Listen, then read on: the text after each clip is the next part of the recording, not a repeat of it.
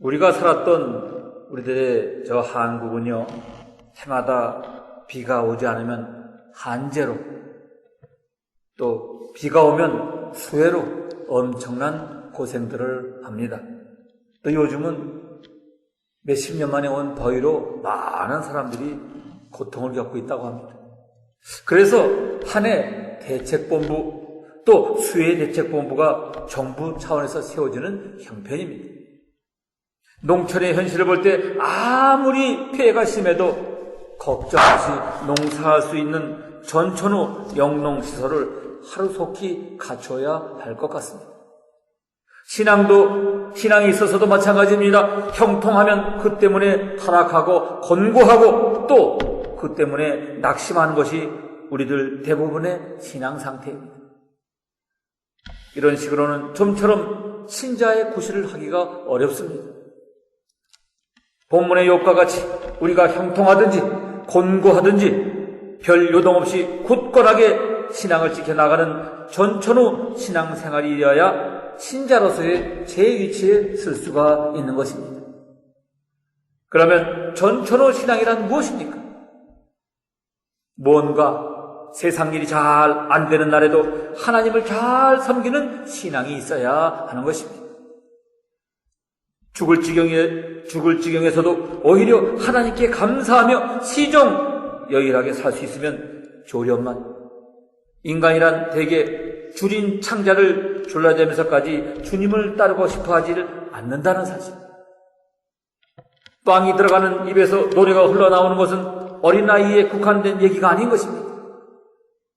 등불이란 어두운 밤에 필요한 것이고 지팡이는 높은 고갯길을 넘어가기 위해 더욱 소중한 것이지만, 우리는 막상 시련의 밤이 다가오면 기도의 등불을 꺼버리고 환란의 험한 출령 앞에서 신앙의 지팡이를 집어 던지는 일이 많이 있습니다.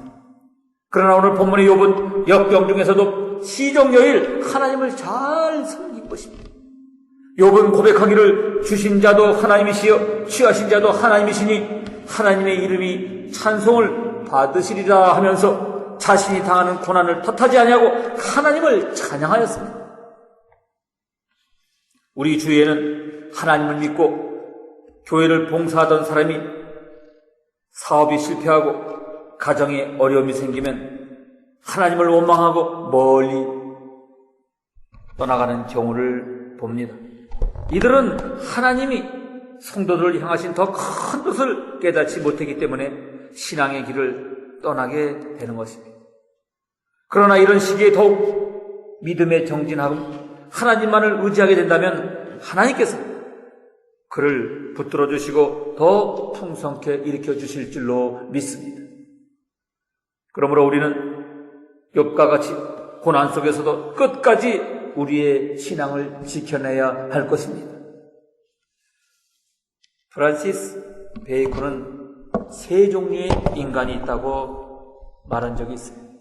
하나는 꿀벌형 인간이랍니다. 이 사람은 열심히 꿀을 따서 다른 사람들에게 유익을 나눠줍니다. 둘은 개미형 인간이에요. 이 사람은 근면하고 성실하게 살아갑니다. 그러나 다른 사람들과는 무관합니다. 해를 끼치는 것도 아니고 유익을 끼치는 것도 아닙니다. 그저 자기만을 위해 살아갑니다. 셋째로 거미형 인간이 있답니다.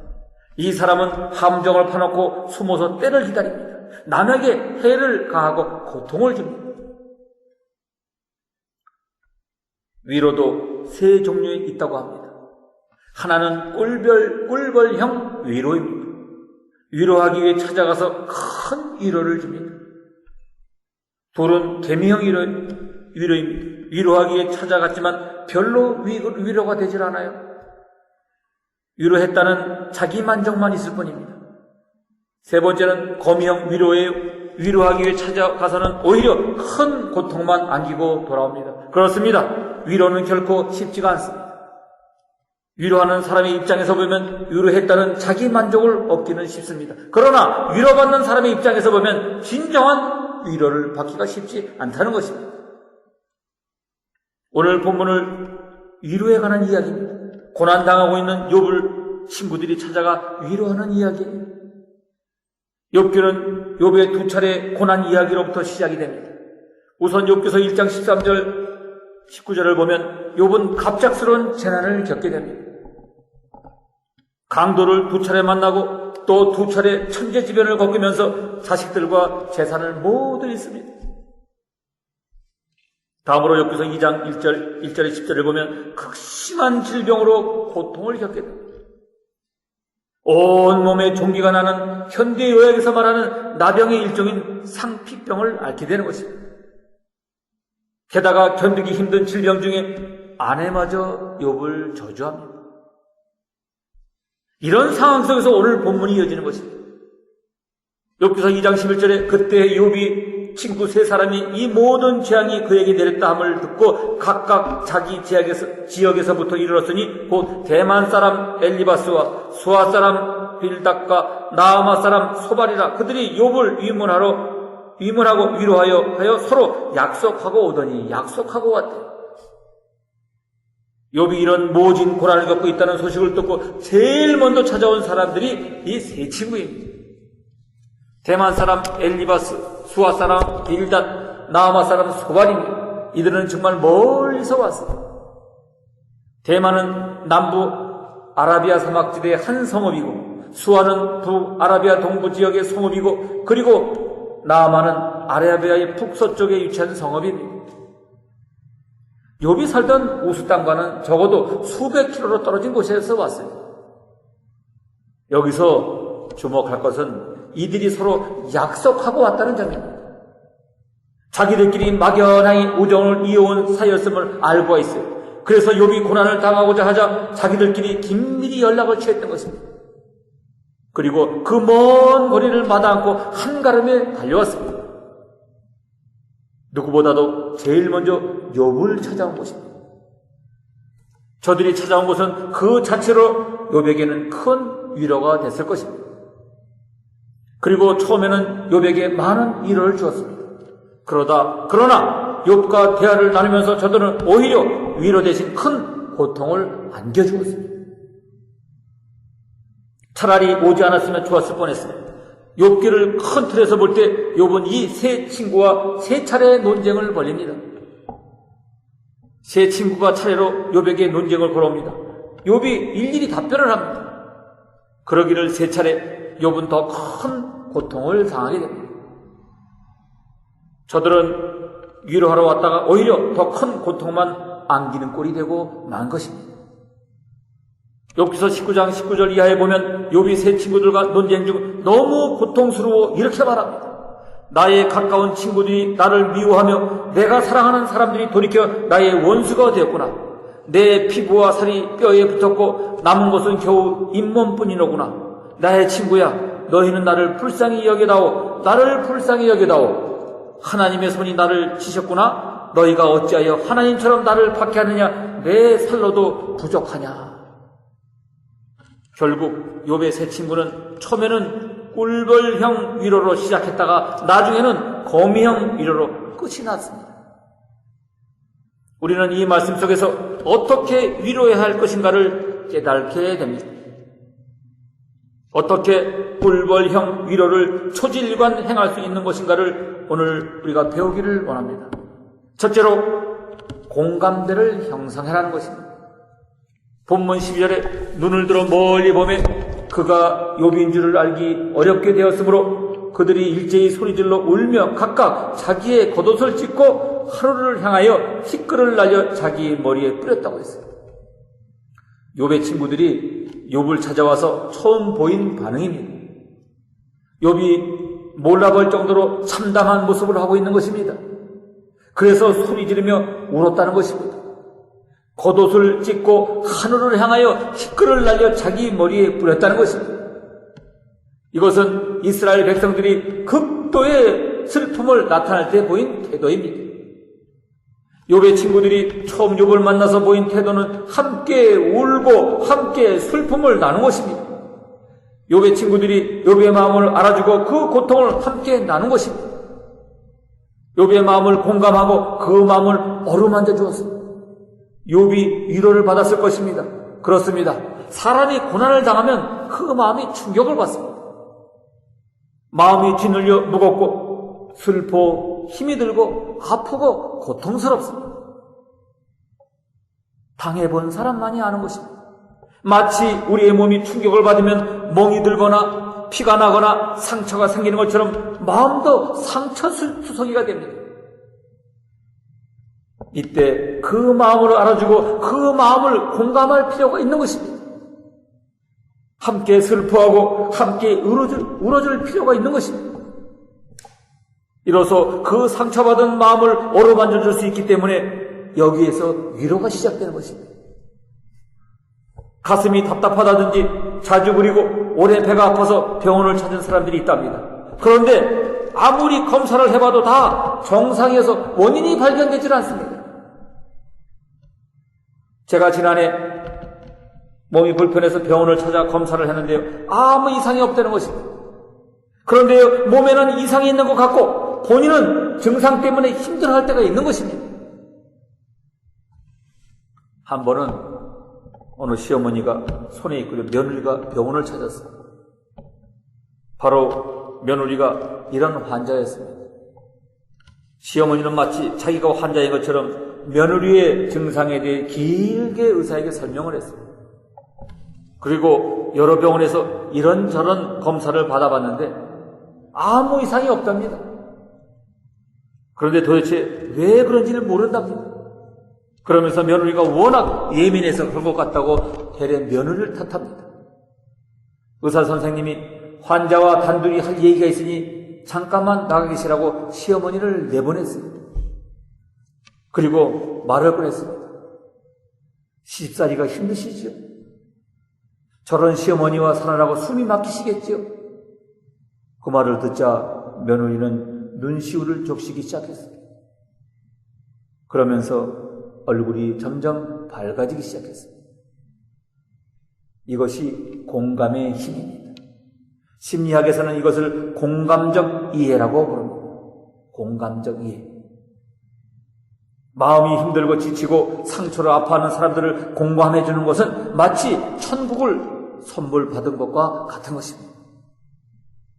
요한복음 11장 33절 이하에 예수님께서 그와 우는 것과 또 함께 온 유대인들이 우는 것을 보시고 심령에 비통히 여기시고 불쌍히 여기사 이르시되 그를 어디 두었느냐 이르시되 주여 와서 보옵소서 하니 예수께서 눈물을 흘리시더라 했습니다.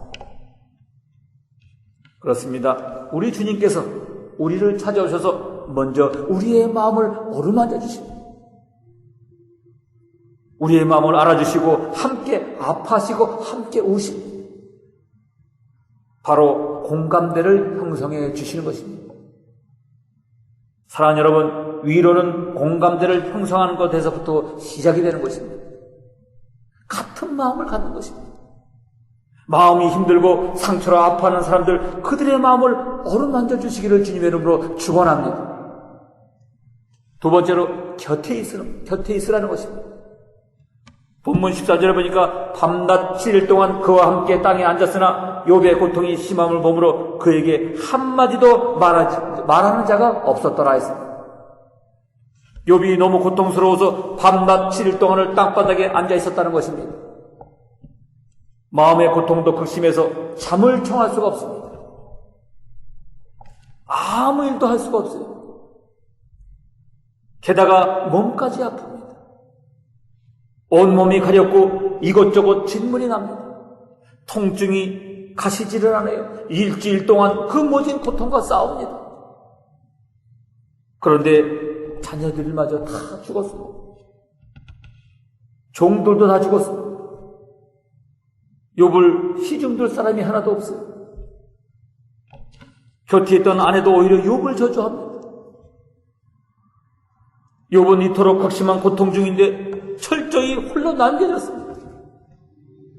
혼자서 그 고통과 싸워야 합니다. 이때 욥의 세 친구가 찾아왔어요. 슬픔을 나누며 마음을 어루만져 주었습니다. 그리고 욥이 가장 힘이 들 때 무려 7일 밤낮을 그 곁을 지켰습니다. 욥에게 얼마나 큰 위로가 되었을까요? 사람이 고난당할 때 덩그러니 혼자 남은 게 있다면 그 고난은 감당할 수 없는 무게로 다가오는 것입니다. 외로움이라는 고난 못지않은 무거운 짐이 더 얹혀지기 때문에 한 교우가 했던 말이 생각이 납니다. 목사님, 의사로부터 암이라는 소식을 듣고 하늘이 무너져 내린 줄 알았습니다. 하루 이틀 시간이 지나면서 통증이 견딜 수가 없어 심이 아프고 너무나 아파 울었어요. 그런데 통증이 진정이 되자 더 큰 마음의 고통이 다가왔습니다. 이렇게 힘들 때 그 누구도 투정 부릴 사람이 없습니다. 그 누구도 곁에서 위로해주는 사람이 없어요. 그저 혼자라는 것이 너무나 서러워 막 울었어요. 그렇습니다. 외로움은 고통을 증폭시킵니다. 그 외로움을 덜어주는 것은 또 다른 큰 위로가 되는 것입니다. 조셉 베일리라는 사람이 쓴 3명의 아들의 무덤에 묻고 나서라는 책이 이런 글이 쓰여 있습니다. 난 슬픔의 장기에 앉아 있었다. 그때 누군가 내 곁에 와서 신의 섭리에 대해 그리고 왜 이런 불행한 일이 일어났으며 무덤 너머에 어떤 희망이 있는가에 대해 설명을 해주었다. 그는 계속해서 많은 이야기를 했다. 내가 느끼기에도 진실이라고 여겨지는 내용이었다. 하지만 난 그가 그만 가주기만을 바랄 뿐 아무런 감동을 받을 수가 없었다. 마침내 그는 자리를 떴다. 그때 또 다른 사람이 와서 내 곁에 앉았다. 그는 그냥 한 시간이 넘도록 아무 말도 없이 내 곁에 앉아만 있었다. 내가 무언가를 말하면 귀 기울여 들어주고 간단히 대답하고 조용히 내 손을 잡아준 다음에 내 곁을 조용히 떠났다. 난 그에게서 큰 감동과 위안을 받았다. 난 그가 떠나는 것이 싫었다. 그렇습니다. 힘들 때 누군가가 내 곁에 있다는 사실 하나로도 큰 위로가 된다는 것입니다. 내가 기댈 사람이 있다는 것은 큰 위로가 되는 것입니다. 마태복음 1장 23절에 보라, 처녀가 잉태하여 아들을 낳을 것이요 그의 이름을 임마누엘이라 하리라. 하나님께서 아들 예수 그리스도를 우리에게 보내실 것인데 그 이름을 임마누엘이라고 하시겠다는 것입니다. 임마누엘은 하나님께서 우리와 함께 하신다는 뜻입니다. 죄로 인해 죽을 수밖에 없는 인생들, 고달픈 인생에 무거운 짐을 짊어지고 힘겹게 살아가는 인생들, 그들 곁에 하나님께서 친히 오셔서 함께 하시겠다는 것입니다. 그 자체가 우리에게 더 할 수 없는 기쁜 소식이 되는 것입니다. 사랑하는 여러분, 곁에 있어주는 것, 그 자체가 위로가 되는 것입니다.